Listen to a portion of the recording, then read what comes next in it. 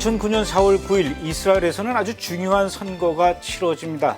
이스라엘의 총리를 뽑는 선거인데요. 이번 선거에서는 베냐민 네타냐후 총리가 계속 총리직을 이어가느냐 아니면은 새로운 총리가 선출되느냐가 결정됩니다. 물론 모든 선거가 다 중요하겠지만 특히 이번 선거에서는 이스라엘의 미래와 또 중동의 미래가 결정되는 아주 중요한 선거라고 볼 수가 있죠. 우리가 왜 이스라엘의 선거에 관심을 가져야 되느냐 또 이렇게 의문을 가지시는 분들도 있겠지만 절대로 그렇지 않습니다. 이스라엘의 정치 상황은 이스라엘뿐만 아니라 중동과 유럽과 미국에 모두 연결되어 있고 또 우리나라도 직간접적으로 연결되어 있기 때문에 이스라엘의 정치 상황이 어떻게 변해가는지 관심을 갖고 또 들여다봐야 할 필요가 있죠. 그래서 저는 이스라엘의 상황을 성경적으로 또 잘 설명해 주는 마오주 이스라엘의 슈라 소르카람과 함께 현재 선거를 앞두고 있는 이스라엘의 분위기는 어떤지 또 이스라엘에서 예수님을 믿는 메시아닉 주들은 이스라엘의 새로운 정치 지도자를 어떤 사람이 뽑히기를 기도하고 있는지 오늘 그런 이야기를 좀 들어보도록 하겠습니다. 슈라 소르카람 오래간만입니다. 반갑습니다. Nice to meet you. Nice to meet you. 오래간만입니다. 그동안 건강은 어떠셨습니까? My health is good. We have gone through some difficulties, as every single ministry in the whole world does. And it was hard, but we're on the other side, and I'm healthy, and I'm thanking the Lord. 이제 얼마 안 있으면 이스라엘에 선거가 있습니다. 우리나라 같은 경우는 이제 그 대통령 후보가 몇 명이 나오면은 국민들이 그 후보의 이력이나 또 어떤 정치적 소신 이런 것들을 듣고 직접 투표를 해서 대통령을 선출하는 방식인데 이스라엘의 총리를 뽑는 방식은 우리나라하고는 좀 많이 다른 것 같아요. 이스라엘의 총리 선출 방식 설명 좀 해주시죠. We are a nation of parties. We have different parties. Right now, I understand there are 48 different parties who have signed up.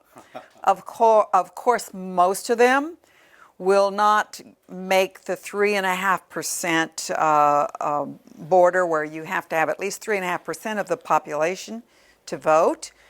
So they will all fall away. But there could be 10, something like that, that will make the 3.5%. Border, and we'll see what happens. Then starts the negotiations, because we have 120 seats in the Knesset, and the person who is ruling, the prime minister, has to have at least 61. 61 is not a good number, because if there's one rebellious person, the whole government falls. So it's much better to have 65 or 70 so that if somebody thinks that they can make a dramatic scene, they know that their one vote won't matter. So our government right now is just right on the border, and it fell. It fell. 그런데 지금 현재 이스라엘의 이제 집권 여당이라고 할 수가 있죠. 리쿠드 당의 당수가 베냐민 네타냐후 총리인데 그러면 이스라엘의 그 총리의 임기는 몇 년 정도 되고요. 또 베냐민 네타냐후 총리처럼 연임하고 언제까지 도전할 수가 있는 거죠?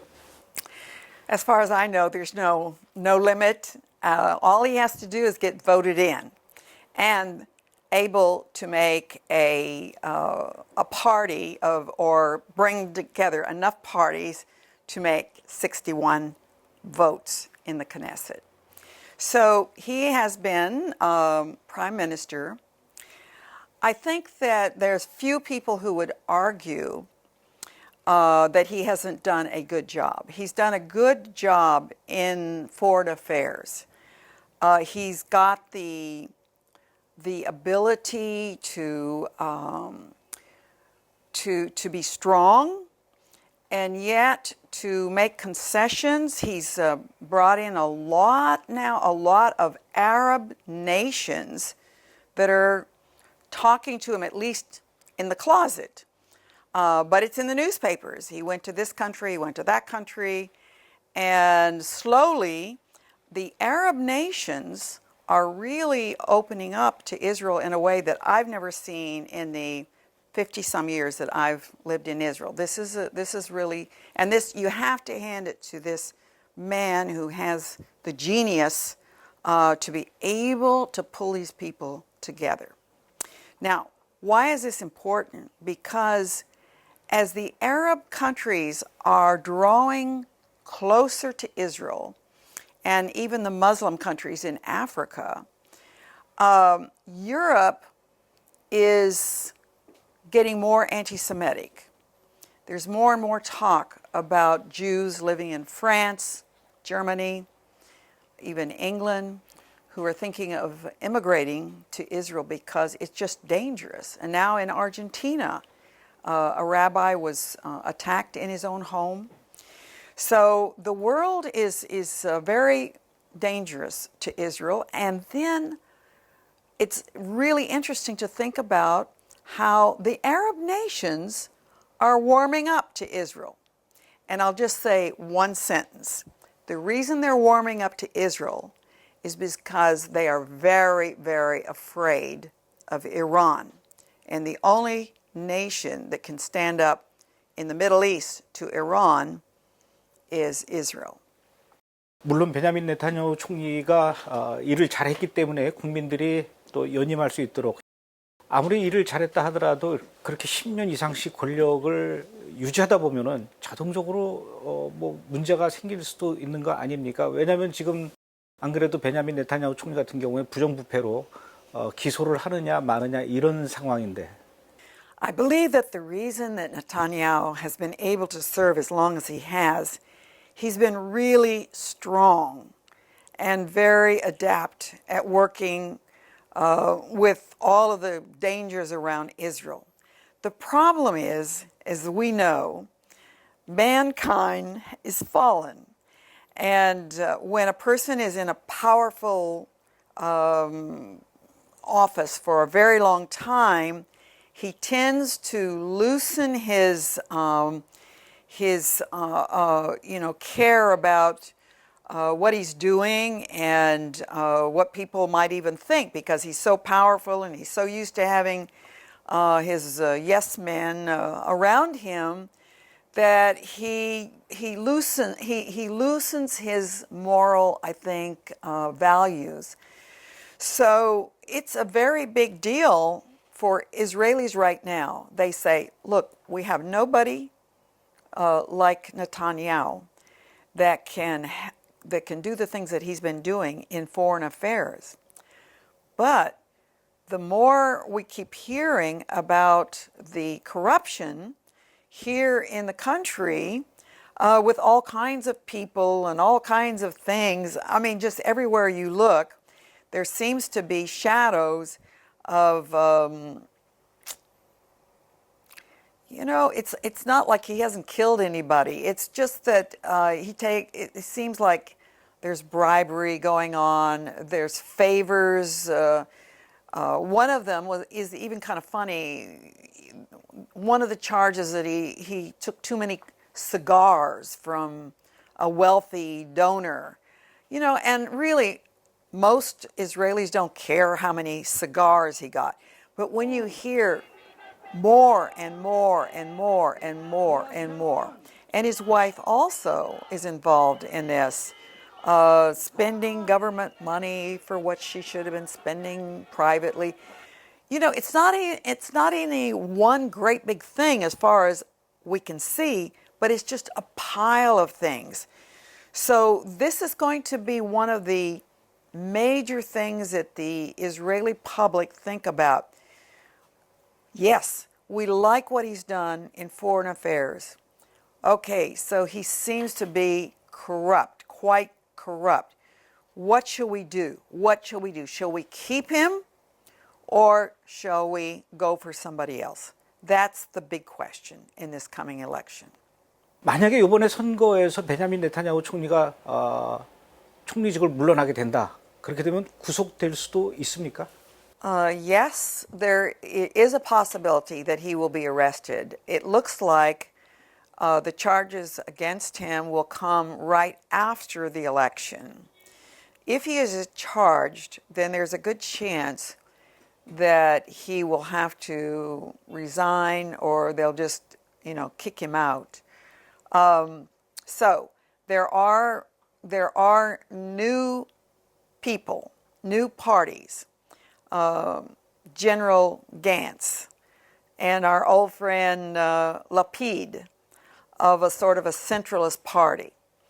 They feel like by coming together, the general and the journalist, who used to be a journalist, Lapid, those two parties, which is now called the blue and white, of course the color of the Israeli flag, if they are together and let's say they would win by 2 or 3 votes, like let's say they won, I'm just throwing a number out, let's say they won by 34, they won 34 seats, and Likud won 32 seats.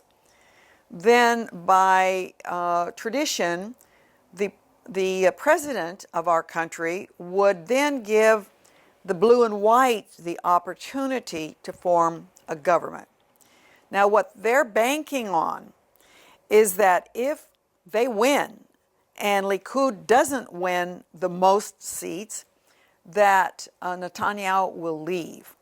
If he leaves, then the General Gantz and Lapid, who have already merged, they will say we want to have a coalition with the Likud without Netanyahu. That would give around, it probably, according to the polls, 65, 66 votes, which would be enough to run the country.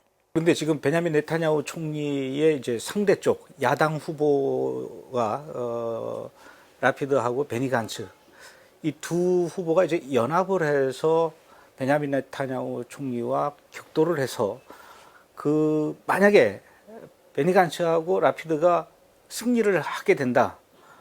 그럼 앞으로 이스라엘은 굉장히 이제 막 또 다른 소용돌이에 휘몰아칠 것 같아요.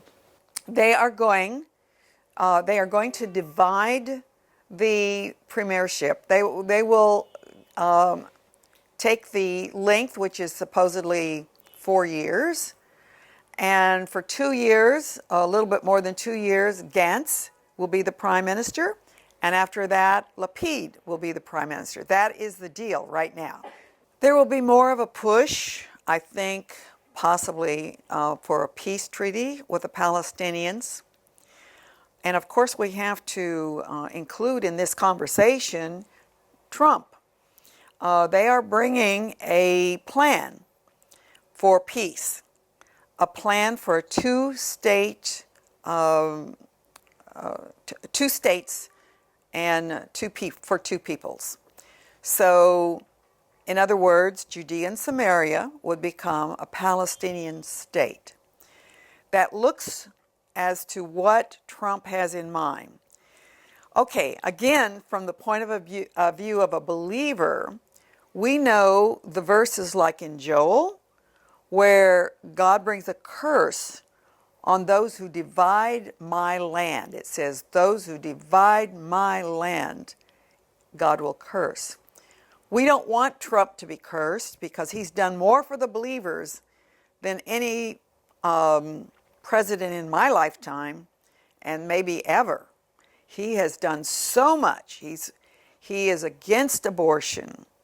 He is against those who don't want family values. He's been really an amazing president as far as pushing Christian freedom in America.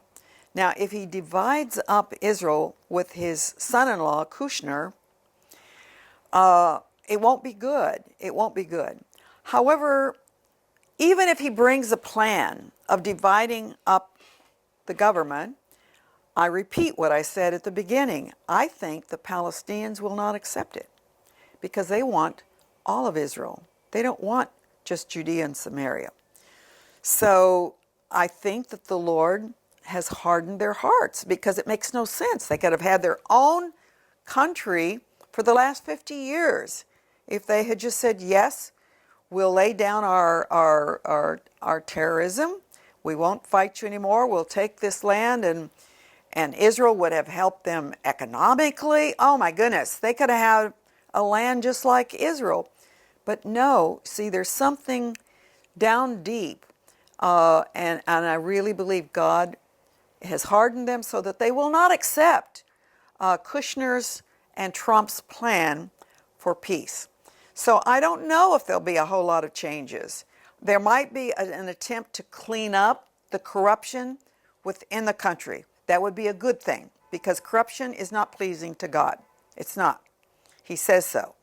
So that would be one thing, clean up, because in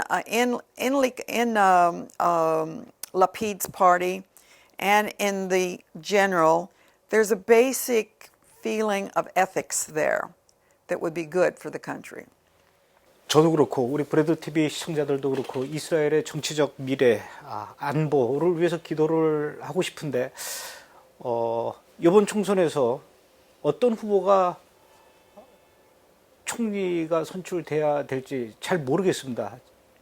그런 면에서 우리 예수님을 믿는 시라의 생각과 의견을 좀 빌려야 될 것 같아요. 이야기하실 수 있는 한도 내에서 시라께서는 이번 총리 선거에서 베냐민 네타냐후냐 아니면 베니 간츠와 라피드가 되는 야당 쪽이냐, 어느 쪽 후보가 이스라엘의 미래를 위해서 선출되는 게 좋을 거라고 생각을 하고 기대하시는지 얘기를 좀 해주시면 좀 우리가 도움이 될 것 같습니다. Well, let me speak as a believer, a born-again believer in Israel. We see things maybe a little bit different than the average Israeli. As a believer here, and our community of Messianic Jews in this country are, I would say, fairly united. We can see what we need and what we don't need. So what we would like in a government that would give Messianic Jews, Jews who believe in Yeshua, Jesus, freedom. We want freedom. What does that freedom entail? First of all, we want freedom for people who are Jewish and believers in Yeshua to be able to immigrate into Israel. Right now, it is extremely difficult for a Messianic Jew from another nation to immigrate, because if the ultra-Orthodox find out that this person is a believer, they will fight very hard to keep the believers out of the country. Now, to me, that's a very serious thing, because the Bible so clearly says in the last days, like in Deuteronomy 29, it says, when you return to the Lord your God, when you return to Him, I will bring you from the farthest parts of the earth back to the land of Israel. So that's a promise of God that actually believing Jews will come back to this land. And so right now it is very difficult. So that is a very strong point for the believers. And I can talk about that more, how Netanyahu fits into that and how others. Secondly, as a believer, we believe the Bible. Look, much of the way I think and write is because of one central thing in my life. I read the Bible through every year. I take a Bible, and however many pages it has, I divide it up into 365 days, and I read. Right now, the one I'm reading is 5 pages a day. So I know what God has said about Israel. And there are so many scriptures telling that Judea and Samaria, which is called today the West Bank, is given of God to the Jewish people. And actually there's an emphasis in the Bible on Judea and Samaria, more than on, let's say, where Tel Aviv is or something. It says, here, mountains of Israel. Where are the mountains of Israel? In the West Bank.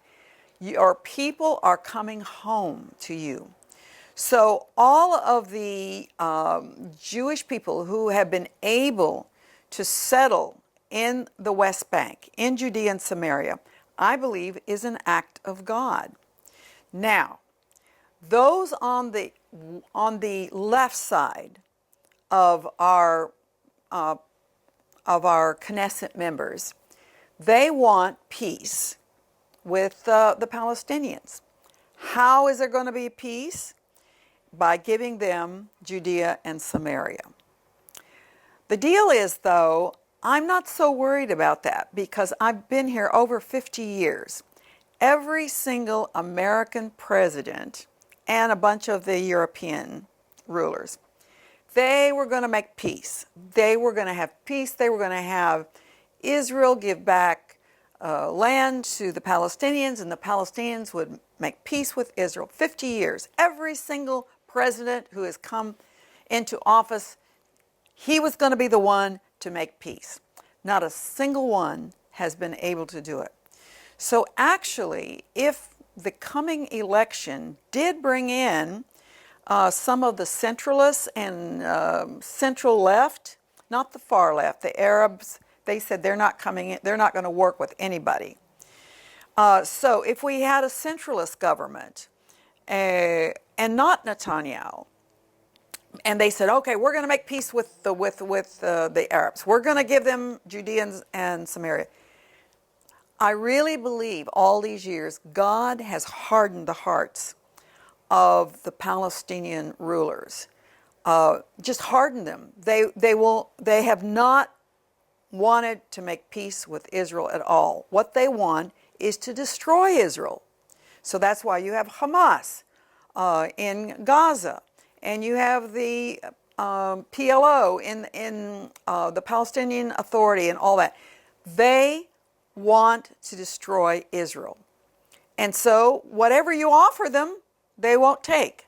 So yes, those are the two main things that I think the believers are looking at. That freedom for the Jewish believers and the land of Israel. Now, if I had to choose between, well, which one will I have? Because if the people to the left would come in, they would give us more freedom. If the people from the right come in, they will push harder to keep Judea and Samaria. I think right now, the number one thing that is on God's heart, the most important thing, all Israel shall be saved. So if all Israel is going to be saved, we have to have freedom to preach the gospel like never before. And so that's the way I'm looking at what's happening right in front of our eyes for the April 9th election. As we watch now the deterioration of the human race, what is happening in America is beyond anything that I dreamed that I would see, with the loss of family values, with all of the homosexuals not just having rights, but forcing their philosophy of life on adults, on children in first grade. Who would have dreamed it? See, so I see the end coming, and as it does come, it looks like it's going to get worse and worse, doesn't it?